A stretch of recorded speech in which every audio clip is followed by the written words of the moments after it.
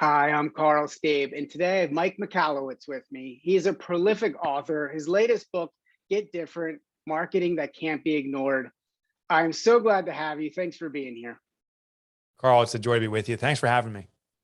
Okay, so one of the things that I find fascinating about you is you went all in on book writing and you said, this is what I'm going to be and this is what I'm going to do. This is a hard choice because a lot of people don't make this choice and they don't get the career benefits. What was that point when you're like, I'm going all in, I'm taking this risk, and kind of walk us through that story? Yeah. I went all in when, after I sold my second company. um, I, I really wanted to share some insights, and I started writing for the Wall Street Journal. And I was just sharing some stuff I learned. And one article I wrote in particular started getting all this feedback. It was like, I'm doing this. This is working. Wow. And it's like, oh gosh, this is it, man. I want to be an author. I also had experienced some struggles in my own life. I built some businesses, made lots of money, thought I was God's gift to entrepreneurship. I'm not, and lost it all. Just lost that all because of arrogance and so forth. And that was a very painful experience, but it gave me a reset of, oh, I really don't understand anything about entrepreneurship. So not only did I want to share things I learned, I wanted to learn a lot of new things for myself. And what better way to learn than writing about it? Because you have to do tons and tons and tons of research, including today, including yesterday, including every day this week, and going to perpetuity. I'm researching. Just the final elements, which I think was kind of funny, is my wife said, "You want to do what?" I said, "I want to be a business author." She's like, how are we going to live?" I then started hearing from naysayers, countless people saying, when I say I want to be an author, they're like, you don't make money doing that. I did find a lesson though, that when someone says you can't be successful doing something, to ask them their experience. So these naysayers, I'd say, I understand you're saying I can't make money or a living as an author, especially a business author. What's your experience doing it? And in every single case, they said, well, I've never done it. I just know you can't. So I'm like, okay. I then went to business authors. This was the smartest thing I did. One of them happened to be a guy named Tim Ferriss. He just released a book called The 4-Hour Workweek. And I ran into him by coincidence, but grabbed the opportunity to ask him. I said, hey, Tim, can you make money like as a business author? He's like, are you effing kidding me? You can become a millionaire. You can become a multimillionaire. And I was like, okay. It's if someone who's been there, done that is naysaying, listen closely, I've learned. And if someone's been there and done that and been successful, duplicate what they've done, learn from their wisdom. And it was those lessons I learned from multiple authors. Tim happened to be one, but multiple authors, plus people that failed as small business authors. I learned from them and I leveraged that to build a lifetime career out of it. Yeah, because from what I've researched, you write a book and then you partner with somebody to help create a service around that book. That's right. Yeah, which I think is, at least in my space, is a little bit innovative. I found I took an idea that was out there and just put my own spin on it. As I was talking to authors, I remember talking with a fellow named John Jantz. He wrote a book called Duct Tape Marketing. That was his pinnacle book. He's written many other books since. He's an extraordinary human. He's a fantastic author. And he and I ended up keynoting an event together. I released my first book. He was the main stage keynote and I was kind of the sideshow, but I had an opportunity to meet with him. And he sat me down and I said, John, how do you take a book beyond a book? And he's like, oh, let me walk you through this. He spent easily an hour with me and just drew out the entire system. And I listened to every word he said and instantly started to implement it. But I also realized I needed something slightly different. He built a business where he was fully attached to it. So he has the duct tape marketing book, but he's the duct tape marketers, where he's the leader of that organization. And I heard, okay, that's great. And you can be very successful that way. But if you want to release another book, how can you lead two things? And I've heard from others and experienced that when you try to lead multiple things, you lead nothing. So that's when I said, I need partners to be the leaders. And I want to do my one thing, which is write books, promote books. And then my licensed partners who own the rights to teach the book, they come back to me and say, sell more books because we want more people discovering this concept and then hiring our services, and starts this upward spiral. So that's how that came about. Yeah, I love that. And I want to go back to, you said, like, I had to do this a lot of research. And it made me think about how curious you are and how you really, I guess, cultivate that curiosity and allow it to just take you where you go. Because I found the people that are very passionate with their work are very curious. How do Yeah. you follow that curiosity and kind of do those things that really make you come alive? I really love that question because you said, take it where it'll take you where it wants to go effectively. Now, I'm reframing what you said. Hmm. And that's what gets me curious. When I write every single day, um, I start typically at 6 in the morning till 7 every morning for an hour. And that's what I call the off season. Now, recently I started even earlier, but in season, meaning when I have a book with a publishing deadline, when I commit to writing a book with my publisher, then I write about 4 hours a day. So right now I'm in off season, but I have a new on season coming. And I wake up and I cannot wait to get in front of that keyboard because I don't know what I'll be learning that day. Writing is a learning experience. So I'll start writing about a concept and then it'll trigger something. Just yesterday, I learned about what's called psychological ownership. I never even heard of this concept, but I was writing about what inspires people to care for something. If I rent a home versus own a home, my behavior is different. If I rent a car versus own a car, the way I drive it becomes different. So I'm like, why is that? And it turned me on to what's called psychological ownership and how our behavior shifts. We care for something we own. We can abuse something we rent. And Mm. I spent an hour digesting this. I'm like, oh my God, this is profound knowledge. There, when I discover something, I don't always use it. I remember a few years ago, I discovered the tallest supermodel in the world. And supermodel, I use the term kind of loosely, but she was 7'2", and it was just fascinating on that experience. And these bizarre things I go into. Not everything will translate into a book. That one didn't. But this one, I'm like, oh, there may be applications. I don't know when, but it's now in my archive. I maintain an archive of all thoughts and research. I'm like, oh, when I come across how to employ ownership, how to encourage people to take ownership over something, maybe I can use this new concept, new to me, psychological ownership. Mm. I love that. Yes, because then you're finding these threads that maybe other people kind of know are there on the outskirts, but then when you pull it together for them, that's when you help them create that aha moment. Yeah, that's exactly it. Yeah. So the aha moments happen for me, maybe not every day, Mhm. but I can't wait to get the day started because I don't know when I'm come across. And to your point, sometimes it's after months or years of research that all of a sudden it's like, oh, here's the common thread. If you put this and match it to this, it'll cause this. It's so Mhm. obvious, but we're not doing it because they're disparate components. Let's just put those Yeah. components together. Yeah. It's kind of where I feel like I came up with dig the fly. Like you got to dig deep, pull away your Right. armor. It makes total sense. But that's a fantastic example. It makes total obvious sense, but it's not obvious. Yeah. Like it's only obvious once you hear it. Um, I wrote a book called Profit First, and when I was writing this book about uh, business finances, I noticed this trend that almost no business is profitable. There's a study that emanated out of U.S. Bank that identified 83% of small business is in check-to-check survival. They're not profitable. And I'm like, oh, this is kind of crazy because the reason we start businesses is for financial freedom, at least most of us or many of us. How come we're not achieving the one reason we started the business? Yeah. And that's when I noticed we take our profit last. I noticed other Mm. components that when something is last, it means it's insignificant. The people you love come first. The people you care less about come last. Mm. Uh, if it's not important to you, it's the last thing you're going to do in the day. Last means wait. And yet we're told that profit's the bottom line or the year end. It all says last. And it's like, oh, we first happens, last doesn't. So why don't we just put profit first? So just like your concept, same idea was I saw these common threads.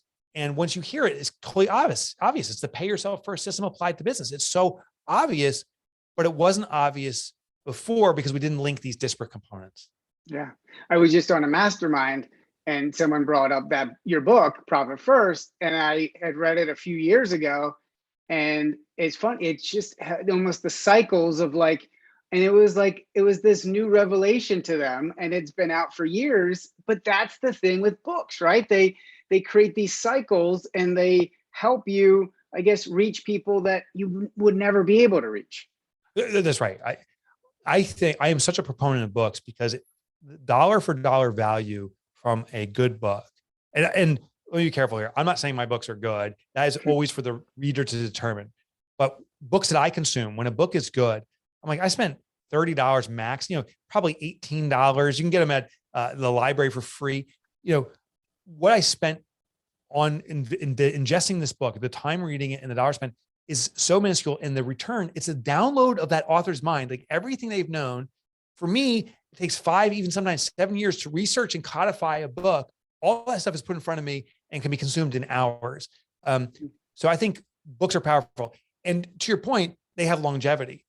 Books have been around forever, and therefore I think they'll be around a lot longer. Maybe in new flavors, maybe not in print anymore. Maybe it'll just be audio, or maybe it'll be video, or maybe it'll be AI, and you can interface with the narrator of the book. But I think they're going to be around for a long time. And dollar for dollar, you can't beat them. So I love hearing stories like that where people discover the book. It may be new to them, and it may have been around, but I think it's also the right time for them. I think when the student's ready, the teacher of the book will arrive. Yeah.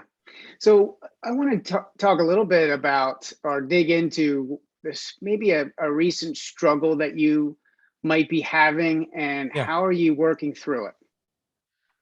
Oh, well, perhaps so a recent struggle. It's interesting as my books get more and more momentum. The blessing, but also the challenge is the demand for my time. So what I notice is when someone discovers a book, often they'll hold that author as the authority on the subject. So Profit First, as an example, is in wide circulation now. And I get a regular stream of people saying, hey, can you be the guy who teaches it to me? And I can't. There's just not enough people. So the wonderful thing is we build an organization around it, but it's been how to extrapolate myself without offending people. So I get a constant stream of inquiries. Can you teach? Can you? And I have to say no, but also I don't want to turn them off to the concept. I want to say, no, I can't. And they're like, well, this guy doesn't back his word. And then they're no longer interested. So managing that in a way that I care for the reader, but also respect my time so I can do the work that I need to do, which is writing new books. That's been perhaps the biggest challenge, and is an ongoing challenge. Yeah, because the love of your work makes you want to help them, but if you help them, then you're not doing these other things that could help more people down the line. Yeah, it's a breadth versus depth issue, and I'm choosing breadth. I want to go as wide as possible. I want my book to be the deep center, and I realize that sometimes when someone reads a book, they want to make sure they're doing it right, and those individuals will need the individual care of someone else, but it can't be me. And that's why I started these organizations to help people go deep. But I also realize every time I'm trying to serve individuals, if I try to do coaching myself, I'm compromising the breadth of impact. And that's a disservice to everyone. So what's triggered is I've had to build systems. And for an author, I have an atypical team. We have 8 people or 9 people now in this office alone, just to help with the author work. And I think many authors are a solopreneur. They're a solo effort. But for me to have the impact I want to have, we had to start structuring a team so we can keep on expanding the breadth. Yeah. I find that really fascinating because as you grow, you have more headaches, but also at the same time, you have more support. And so where are you, where do you think you're headed? Like in 10 years, where do you think your career will be? Well, in 10 years, on some of the kind of measurables, there will surely be many more books, minimally 5 more books, maybe upwards of 10 or 15 more books. Wow. I think I'll also have a more established presence in the children's market. We had our first entree into, I had my first entree into authorship in children's books. And I wrote a book called My Money Bunnies. While it hasn't been a off the shelf success, it has been an extraordinary learning experience. And it has had great impact on the children it's reached to, but it hasn't reached nearly as many as I want. I've been learning. So I think I'll be more established in the children's space. And the reason is good habits established earlier will be habits that stick longer. So I'm trying to serve the next generation earlier. And also, I think there's going to be a cadre, if that's the right choice of words, of other authors I'm working with. I am steadfast on a mission or purpose to eradicate entrepreneurial poverty. And I define that by not just financial poverty. Entrepreneurs are impoverished in time. We lose time with our family because we're beholden to our work. Sometimes we're impoverished in the soulfulness. We actually start to loathe the business that we loved because it's taking control of us, and we have financial poverty. And there's so many aspects of that. I'm coming to realize I can't research and satisfy all of that, but I want to be the facilitator that gets that going because we need that now. And so I think the next stage is partnering with aligned authors and doing the stuff that my team and we can do to give their great work exposure to. I think that's coming. And in 10 years, that I think is going to be a mainstay of the work I'm doing. Interesting. I like where your strategy is headed. Okay, so go ahead. I just real quick, I noticed it with I believe authorship's like a band. Like when a band comes out with a hit song, like, the Eagles better play Hotel California every time they perform, but the Eagles can spin off different bands. They can have openers for their shows, and those bands can become the next bands. I notice bands invest and promote others. And as an author, I was like, okay, that's what I need to do. And I can be part of that more than just in a rah-rah, but as an integral business partner. Yes. Yeah, because it's in the partnerships that we build. And this is for me, I like to go here because I think the more I see the successful people are the ones that build these partnerships that not just from a money standpoint, but also from a values and heart standpoint. And it seems like you're really guided by your values. Is that true? And how do you make sure you stay aligned with those values so you're achieving what you want to achieve? Yeah. So my values are everything. I have them documented. So I have purpose. I call it my mission, and it's to eradicate entrepreneurial poverty. In fact, if you're watching the camera here, I got to turn my camera, but on the wall here, it says eradicate entrepreneurial poverty. It's a big sign. I have it in every workspace. I have that exact mission. So I am reminded of it every morning when I wake up. I say it to myself. I really do. The values I have are certain rules of behavior. Like I actually have a rule: no dicks allowed. And if someone doesn't like that, I'm probably not a fit for them. No dicks allowed means I'm not going to do business with someone that takes advantage of others. And as importantly, perhaps more importantly, I'm not going to be a dick. Like I'm not going to take advantage of others.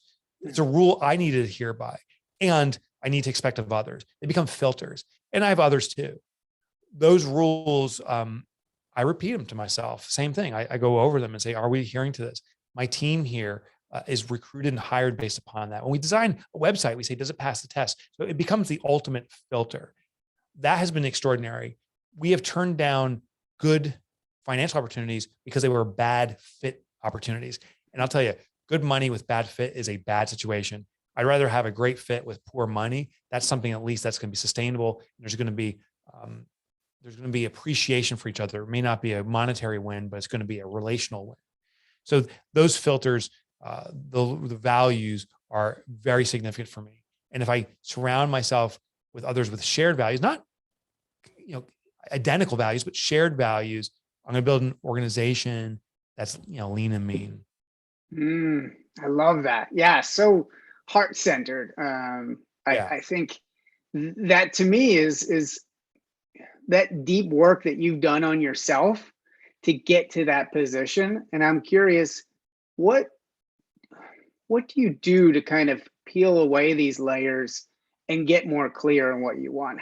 Do you have a routine around this or a process?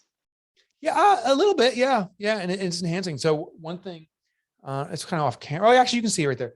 There's an old typewriter right there from the 1920s, early 1930s. And the reason I use a typewriter is because that is a great symbol of an author.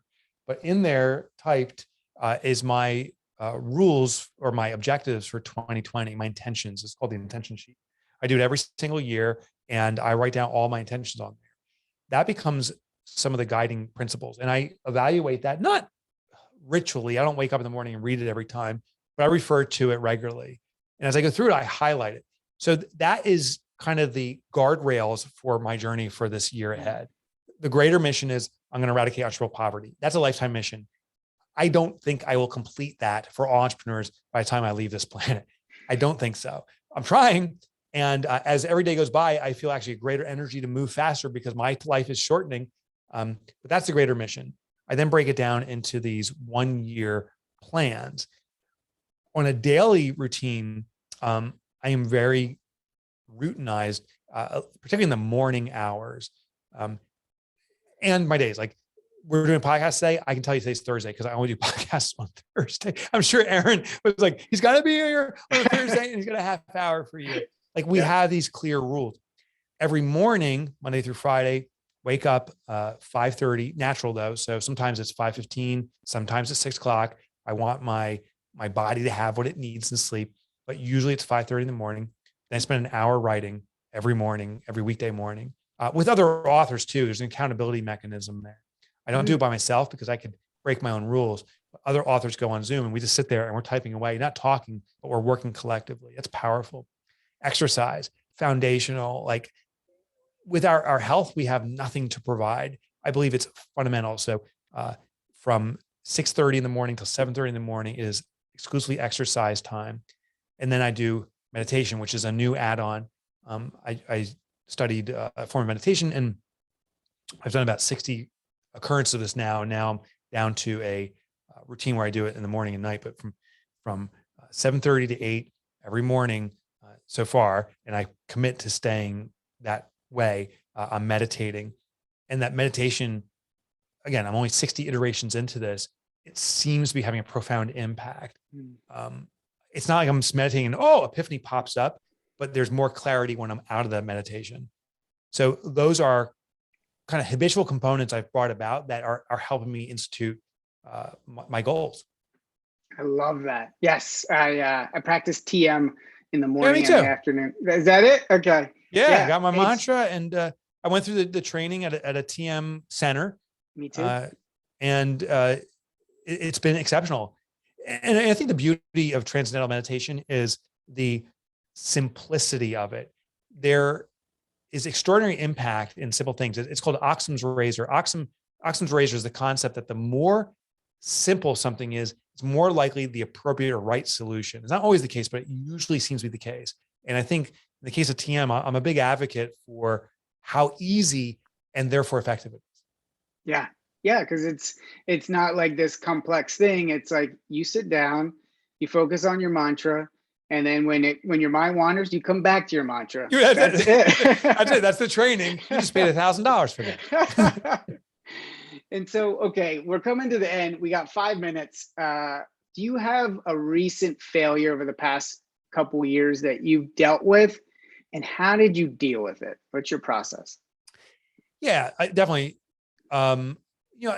There's times I break my own rules. I do something and I'm like, oh my God, I was just a dick or something like that. Mm-hmm. And I've had that and I face it. But I think another recent failure that was not intentional or unintentionally broken, it just presented itself, which was a struggle, was speaking. So like I shared with you, many people inquire, hey, can you teach me Profit First or Get Different or one of my books?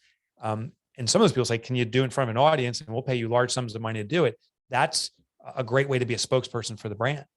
Well, welcome COVID, all of a sudden, all these opportunities go away. I was actually at an author's conference with some very recognizable names. And I remember this one gentleman there, as we're taking the taxi or the Uber over to the meeting, he's looking at his phone. He's like, I just lost a gig. He goes, I just lost another one. And I'm kind of snickering in my own head. I'm like, who loses like 3 gigs in one day? Like, what's going on? He's like, people are canceling because of COVID. I'm like, what the hell's COVID? Next, I got to the engagement or the meeting. My agent had called me and said, oh, you just lost 10.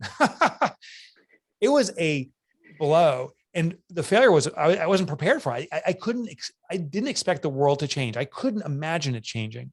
Mm-hmm. So it was a lack of preparation. How we navigated it wasn't me. I am so blessed to be surrounded by a team of extraordinary colleagues. And the leader, our president of our author company here, Kelsey, and the team collaborated and said, how are we going to reinvent ourselves in the next 24 hours? And we started to roll out new products, new offerings. That's when we moved into children's authorship work. And it resulted in sustainability in the subsequent year, in 2021, our best year ever, even though speaking engagements are down to 25% of what it used to be live. There's a lot more virtual, but way down on live. Yeah. Wow. I love how you leaned on support instead of taking it all on your own. Yeah, my instinct was like, I got to speak more. I got to call these people and convert to virtual. I went to a panicked response, which is a really dangerous thing. When something's not working, to desperately try to resolve it usually causes the problem to amplify, and that was my behavior. So I was failing there, and I was blind to it. I couldn't see it, but my team here, my colleagues said, "Oh, we're not living in this moment. We're outside the forest. Here's the actions we can take." And I trust them, probably because I had to. I didn't feel like I wanted to, but I had to. And sure enough, they turned us into very healthy. It made some very healthy moves for us. That's wonderful. Okay, we have literally 2 minutes. Yeah. I want to get to your book, Get Different. Yeah. Which we it's good. It's good. It's a good book. That's it. That's the pitch. It's good. It's okay. It's okay. It's doable. It's doable. Can you give us one tip in the book for the entrepreneurs, business people out there, and then we'll wrap it up on that? Sure. So I was investigating marketing, and I found what makes marketing effective. And there was one common element. It stood out from the crowd. It disrupted the common pattern. So the tip is this: investigate how your prospects being marketed to by the competition. See what the best practice is, and don't do that. Do the opposite. We have to disrupt the pattern, but it also has to be true to you. So don't be outrageous or weird if that's not who you are. Be more of who you are, and ensure that the way you're approaching it is inconsistent with everybody else, and you'll consistently get more opportunity. Ah, I love that. Okay, where can people go to find out more about you? I would go to gogetdifferent.com. That's the book. There's resources there, and they'll introduce you to the rest of my universe, so to speak. But go to gogetdifferent.com. Great. Thank you so much. Carl, thank you.